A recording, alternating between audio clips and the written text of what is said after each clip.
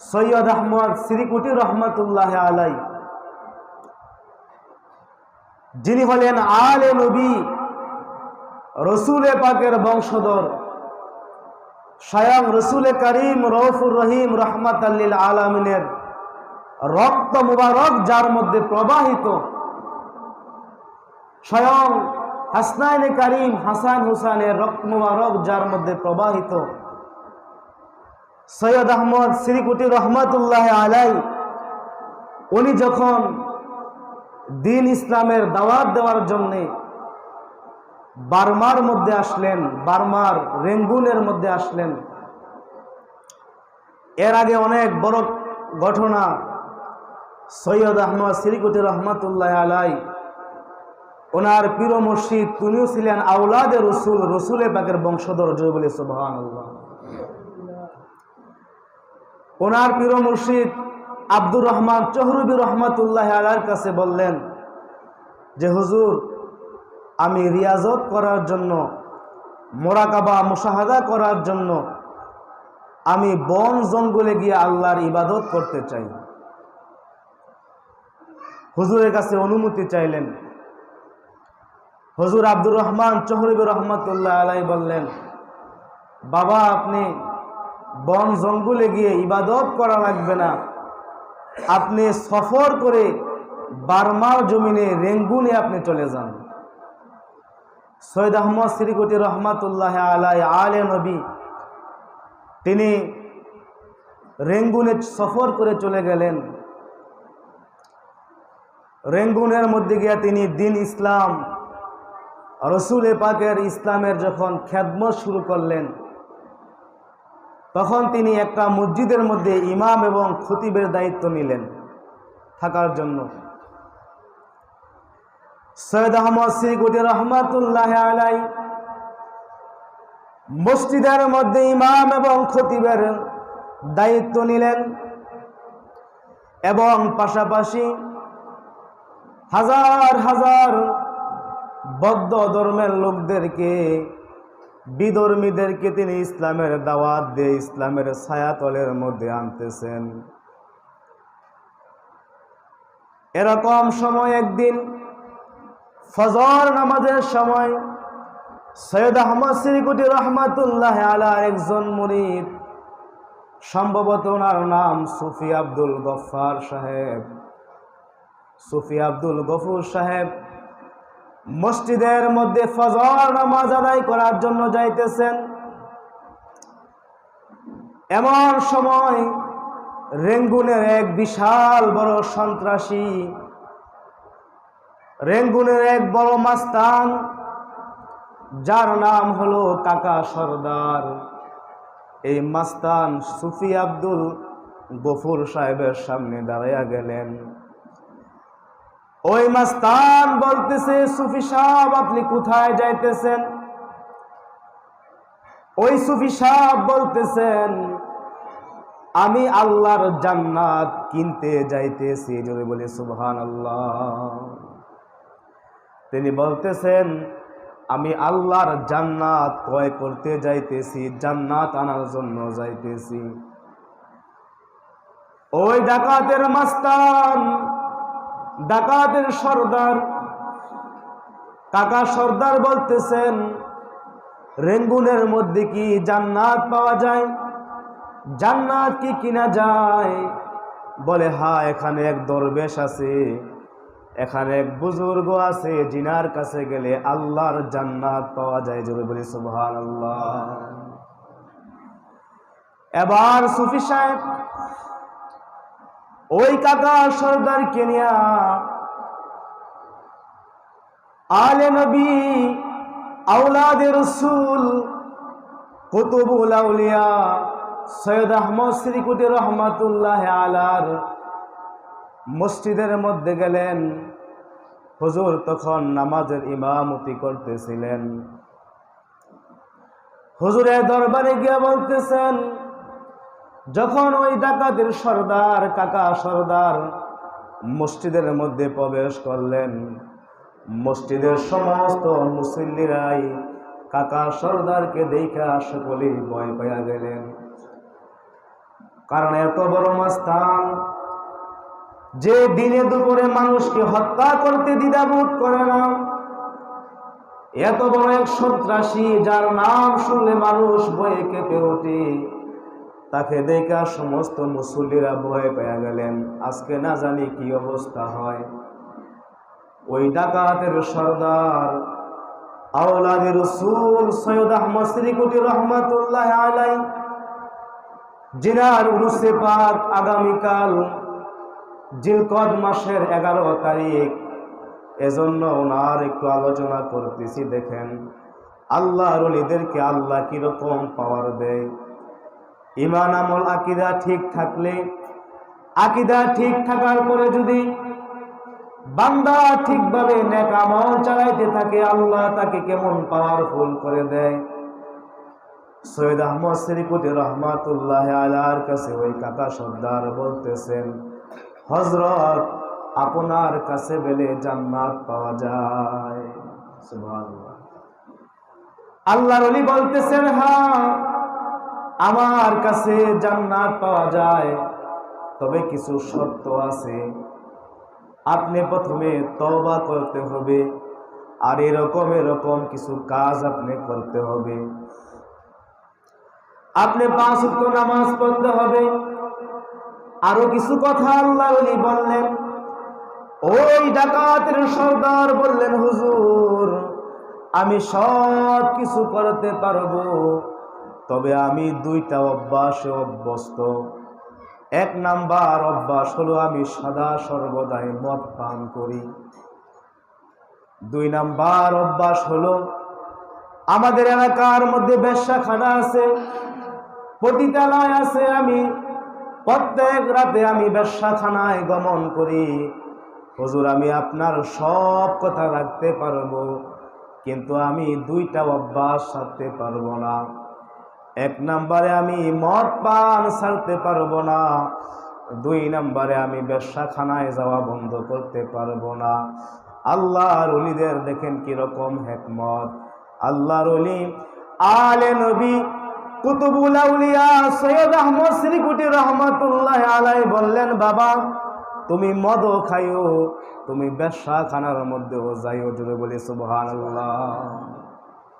দেখেন বর্তমান জামানায় হলে অবস্থা কি হইতো। আল্লাহর ওলিরা একজন চোরকে, একজন ডাকাতকে, একজন অন্ধকারে নিমজ্জিত থাকা মানুষকে কিভাবে আলোর দিকে আনে, একটা গুমরা মানুষকে কিভাবে হেদায়েতের দিকে আনে। বানিয়ে জামিয়া কুতুবুল আউলিয়া আলে নবী সৈয়দ আহমদ শ্রীকুটি রহমাতুল্লাহ আলাইহি বলতেছেন, বাবা তুমি মদ খায়ও, বেশ্যাখানায়ও যাইও, তবে আমারও 2টা শর্ত আছে। জোরে বলি সুবহানাল্লাহ। আল্লাহর ওলি বলে, আমার 1 নাম্বার শর্ত হলো তুমি যখন মদ খাইবা, মদ খাওয়ার সময় তুমি যদি শূকরের বাচ্চা দেখো, তাহলে তুমি মদ খাইতে পারবা না। 2 নাম্বার শর্ত হলো তুমি যখন বেশ্যাখানায় যাইবা, বেশ্যাখানায় যাওয়ার সময় তুমি আমার সামনে দিয়া যাইতে পারবে না, আমার সামনে ছাড়া তুমি যে দিক দিয়া মন চাই ওই দিক দিয়ে যাইও। ওই কাকা সর্দার, ডাকাতের সর্দার, সে মনে মনে চিন্তা করলো, শূকরের বাচ্চা, আমি যখন মদ খাবো, মদের দোকানে শূকরের বাচ্চা কোথায় থেকে আসবে? আর হুজুর তো মসজিদের মধ্যেই থাকে, মসজিদের মধ্যে হুজুর থেকে আমি বেশ্যাখানায় যাইব, হুজুর আমার সামনে কিভাবে পড়বে?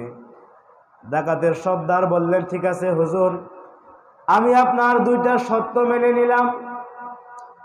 2 শর্ত মেনে নিয়ে ওই সন্ত্রাসীদের সর্দার কাকা সর্দার হুজুরের হাতে বায়াত হলেন, হুজুরের হাতে মুরিদ হলেন। মুরিদ হওয়ার পরে তিনি বাড়ির মধ্যে চলে গেলেন। রাতের বেলায় ওনার মদের নেশা জাগছে। মদের নেশা জাগার পরে তিনি মদ খাওয়ার জন্য মদের দোকানের মধ্যে গেল। মদের দোকানের মধ্যে যাওয়ার পরে মদের গ্লাস যখন হাতের মধ্যে নিল, মুখের মধ্যে যখন মদের গ্লাস দিয়া মদ যখন মুখের মধ্যে দিবে, তখন তিনি তাকায়া দেখলেন মদের গ্লাসের মধ্যে ছোট ছোট শূকরের বাচ্চা দেখা যায়। তিনি যখন মদের গ্লাসের মধ্যে শূকরের বাচ্চা দেখলেন, মদের গ্লাস ফলাইয়া দিলেন।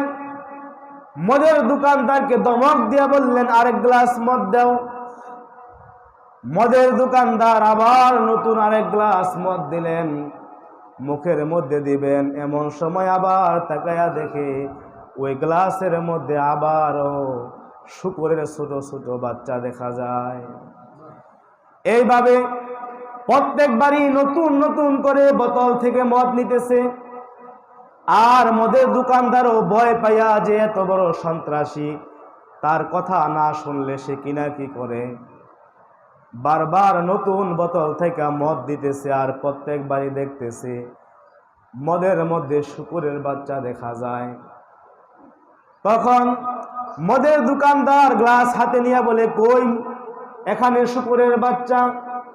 দোকানদারের হাতে যখন গ্লাস যায় আর শূকরের বাচ্চা দেখা যায় না। আর ওই ডাকাতের সর্দারের হাতে যখন মদের গ্লাস নেয়, তখন তাকায়া দেখে এর মধ্যে ছোট ছোট শূকরের বাচ্চা দেখা যায়। অবশেষে ব্যর্থ হইয়া ওই সন্ত্রাস, ওই ডাকাতের সর্দার মদের দোকান থেকে বাইর হয়ে গেলেন। এবার তার মনের মধ্যে নেশা জাগছে যে এখন সে পতিতালয়ের মধ্যে যাবে, বেশ্যাখানার মধ্যে যাবে। মদ পান না করতে পাইরা বেশ্যাখানার দিকে রওনা হয়ে গেল। বেশ্যাখানার দিকে যখন রওনা হলো, যেই মাত্র বেশ্যাখানার গেট দিয়া ঢুকবে, এমন সময় তাকায়া দেখে আওলাদে রসুল সৈয়দ আহমদ সিরিকুটি রহমাতুল্লাহ আলাই, তিনি ওই বেশ্যাখানার গেটের সামনে লাঠি নিয়ে তিনি দাঁড়ায়া রইছে। সুবহানাল্লাহ। যখন গেট দিয়া ঢুকবেন, তখন দেখতেছেন তার পীর মুর্শিদ বেশ্যাখানার সামনে লাঠি নিয়ে দাঁড়ায়া রইছে। তার আগে ওয়াদা ছিল হুজুরের সামনে দিয়া বেশ্যাখানায় যাইতে পারবে না। সে বুদ্ধি করে আবার রাস্তা পাল্টাইয়া দিল। রাস্তা পাল্টাইয়া আরেক রাস্তা দিয়া সে বেশ্যাখানার মধ্যে ঢুকতে চাইল, কিন্তু সে তাকায়া দেখলো ওই রাস্তার মধ্যে হুজুর সৈয়দ আহমদ সিরিকুটি রহমাতুল্লাহ আলাই দাঁড়ায় রয়েছে। সুবহানাল্লাহ। এইভাবে সে অনেক ঘোরাঘুরি করলো। প্রত্যেকটা রাস্তা দিয়ে দেখেন যেই রাস্তায় যায় ওই রাস্তার মাথার মধ্যে দেখা যায় আওলাদে রসুল সৈয়দ আহমদ সিরিকুটি রহমাতুল্লাহ আলাই দাঁড়ায় রয়েছেন। অবশেষে ঘুরতে ঘুরতে ফজর নামাজের সময় হয়ে গেল। ফজর নামাজের সময় সে মসজিদের মধ্যে ঢুইকা দেখেন আল্লাহর ওলি আওলাদে রসুল সৈয়দ আহমদ সিরিকুটি রহমাতুল্লাহ আলাই মসজিদের মধ্যে ফজর নামাজের ইমামতি করতেছেন। জোরে বলে সুবহানাল্লাহ। মসজিদের মধ্যে ফজর নামাজের ইমামতি করতেছেন। তখন তিনি নামাজ শেষ হওয়ার পরে হুজুরের কদমে পড়ে গেলেন আর বলতেছেন, হুজুর আমি জীবনে যত ভুল করেছি, সমস্ত অন্যায় অপরাধের জন্য আপনার কাছে আমি তওবা করতেছি। হুজুর আমি আর জীবনে মদ পান করব না, আর জীবনে আমি বেশ্যাখানার মধ্যে যাব না। জীবনে যত অন্যায় অপরাধ করেছি, সমস্ত অন্যায় অপরাধ থেকে আমি ফিরে আসলাম, তওবা করলাম। তওবা করে হুজুরের হাতে বায়াত হয়ে পরবর্তী সময়ে কাকা সর্দার জামানার এক বিশাল বড় আল্লাহর ওলি হয়ে গেছে। সুবহানাল্লাহ। এজন্য প্রিয় হাজরিন বলতেছিলাম, জিকরুল আম্বিয়া ইবাদা, জিকরুস সলিহিন কাফারা। এই যে আল্লাহর ওলির ঘটনা বললাম, এই ঘটনাটা আমাদের বিফলে যায় না। রাসূল বলছেন জিকরুল আম্বিয়া ইবাদা, নবীদের জিকির করা অর্থাৎ তাদের আলোচনা করা ইবাদত। জিক্রুস সলিহিনা কাফারা, সলিহীন বান্দাদের আলোচনা করলে বান্দার জীবনের গুনাহগুলো কাফারা হয়ে যায়, জীবনের গুনাহগুলো ঝরে যায়। আল্লাহর ওলিদের আলোচনা করলে অন্তরের মধ্যে তাদের ফয়েজ বরকতে নূর পয়দা হয়। প্রিয় হাজিরিন, এজন্য আলোচনাটা করলাম, বান্দার যখন ঈমান আকীদা ঠিক থাকে, ঈমান আকীদা ঠিক থাকার পরে বান্দা যখন নেক আমল করতে থাকে, আমার আল্লাহ তাকে এমন শক্তিশালী করে দেয়, এক মুহূর্তে তিনি মসজিদের মধ্যে ফজর নামাজের ইমামতি করতেছেন, আবার তিনি তার ওই আশেককে, ভক্ত মুরিদকে গুনাহ থেকে বাঁচানোর জন্য বেশ্যাখানার প্রত্যেক গেইটে গেইটেও তিনি হাজির ছিলেন। সুবহানাল্লাহ। এই জন্য প্রিয় হাজিরিন, এই ফিতনা ফাসাদের জামানায় আমাদের ঈমান আমল আকীদা ঠিক থাকতে হবে। সেই সৈয়দ আহমদ শ্রীকুটি রহমাতুল্লাহ আলাইহি যখন বাংলাদেশ পাকিস্তান ভাগ হয় নাই, অনেক আগে তিনি চট্টগ্রামের জমিনে এসেছিলেন। চট্টগ্রামে আসার পরে সৈয়দ আহমদ শ্রীকুটি রহমাতুল্লাহ আলাইহি যখন মজলিসের মধ্যে বসলেন, মাহফিলের মধ্যে বসলেন, মাহফিলের মধ্যে তিনি আমরা যেরকম ভাবে মিলাদ পড়ি ওই রকম ভাবে মিলাদ পড়ানোর জন্য, আলোচনা শুরু করার জন্য তিনি ইন্নাল্লাহা ওয়া মালাইকাতাহু ইউসাল্লুনা আলান নবী এই আয়াত পড়লেন। আয়াত পড়ার পরে সাল্লু আলাইহি ওয়া সাল্লিমু তাসলিমা যখন হুজুর পড়লেন, আমরা সকলে সাল্লু আলাইহি ওয়া সাল্লিমু তাসলিমা পড়লে দুরূদ শরীফ শুরু করে দেই, আল্লাহুম্মা সাল্লি আলাইহি ভাবে আমরা দুরূদ শুরু করে দেই। কিন্তু হুজুর যখন এই আয়াত পড়লেন, চট্টগ্রামবাসী কেউই দুরূদ পড়লেন না। আওলাদ রাসূল এমন বেজার হলেন, তিনি রাগ হলেন।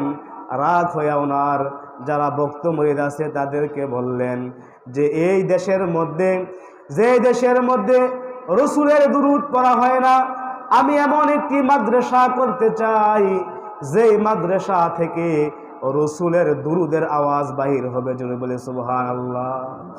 তখন তিনি চট্টগ্রামের জমিনে বিশাল বড় সুন্নি মাদ্রাসা জামিয়া আহমদিয়া মাদ্রাসা প্রতিষ্ঠা করেন। এজন্য প্রিয় হাজিরিন, পূর্বেকার যুগে যারা আউলিয়া একরাম ছিলেন, কোন আউলিয়া একরাম অন্য যে আহলে সুন্নাত ওয়াল জামাত সারা যত ৭২ ফিকরা আছে, কারোর নাম বলতে চাই না, অন্য কোন দলের মধ্যে ওলি আল্লাহ নাই। আপনি হুজুর আব্দুল কাদের জিলানী রহমাতুল্লাহ আলাইহি বলেন, আব্দুল কাদের জিলানী রহমাতুল্লাহ আলাইহি আহলে সুন্নাত ওয়াল জামাতের অনুসারী ছিলেন। হুজুর খাজা গরিবে নওয়াজ আহলে সুন্নাত ওয়াল জামাতের অনুসারী ছিলেন। শাহজালাল ইয়ামানী রহমাতুল্লাহ আলাইহি আহলে সুন্নাত ওয়াল জামাতের অনুসারী ছিলেন। শাহপরান ইয়ামানী রহমাতুল্লাহ আলাইহি আহলে সুন্নাত ওয়াল জামাতের অনুসারী ছিলেন। এই বাংলাদেশের মধ্যে যারা ইসলাম প্রচার করছেন সকলে আহলে সুন্নাত ওয়াল জামাতের অনুসারী ছিলেন। আপনি পেশোয়ারি হুজুরের দিকে তাকান, আহলে সুন্নাত ওয়াল জামাতের অনুসারী ছিলেন। মধ্যে যত দরবার আছে সমস্ত ওলি আল্লাহগণ যারা এই দেশের মধ্যে ইসলাম প্রচার করছে, যেই সৈয়দ আহমদ শ্রীকুটি রহমাতুল্লাহ আলাইহির কথা বললাম, উনি আহলে সুন্নাত ওয়াল জামাতের পথে ছিলেন। অর্থাৎ যত ওলি আল্লাহগণ ছিলেন যাদের মাধ্যমে আমরা ইসলাম পাইছি সকলেই আহলে সুন্নাত ওয়াল জামাতের অর্থাৎ সুন্নি দলের মধ্যে ছিলেন। আর এই আউলিয়া একরামের মত পথই হলো জান্নাতে যাওয়ার পথ, ইহদিনাস সিরাতাল মুস্তাকিমের পথ। এজন্য প্রিয় হাজিরিন, সর্বশেষ কথা রাসূল বলতেছেন, শেষ জামানার মধ্যে উম্মতের অবস্থা এরকম হবে, তোমাদের সামনে এরকম সুন্দরভাবে তেলাওয়াত করবে, তাদের তেলাওয়াত দেখে মনে করবা তোমাদের তেলাওয়াত হয় না, তোমাদের মাঝে এত সুন্দরভাবে নামাজ পড়বে, তাদের নামাজ দেখে মনে করবা তোমাদের নামাজ হয় না, কিন্তু তাদের ঈমান তাদের কণ্ঠনালীর নিচে যাবে না। অর্থাৎ ওই লোকগুলো ঈমানদার হবে না। কারণ ঈমানদার আর বেঈমান চিনার মাধ্যম হলো রাসূল এবং সাহাবীদের মতে পথে যারা ছিল আউলে একরামদের মধ্যে পথে যারা ছিল তারাই হলো ইমানদার, তারাই হলো ইমানদার, তারাই হলো আহলে সুন্নাত ওয়াল জামাতের অনুসারী। এজন্য প্যারে হাজিরিন, জান্নাতে যদি যাইতে চায় চতুর্দিক থেকে বাতিল ফেরকারা আমাদেরকে আক্রমণ করবে, সকলে কোরআন হাদিস থেকে কথা বলবে, সকলের মাথার মধ্যে পাগড়ি থাকবে, শরীরে জুব্বা থাকবে, কিন্তু আমাদের খেয়াল রাখতে হবে আমাদের পূর্ববর্তী আউলিয়া একরাম যে মতে পথে ছিলেন ওই পথে ইহদিনাস সিরাতাল মুস্তাকিমের পথ, যাদের মাধ্যমে আমরা ইসলাম পাইছি, ওই পথই সঠিক পথ। আল্লাহ রাব্বুল আলামিন সে আহলে সুন্নাত ওয়াল জামাতের পথে আমাদেরকে, আমাদের আওলাদদেরকে কিয়ামত পর্যন্ত কবুল করুক। সকলে বলে আমিন।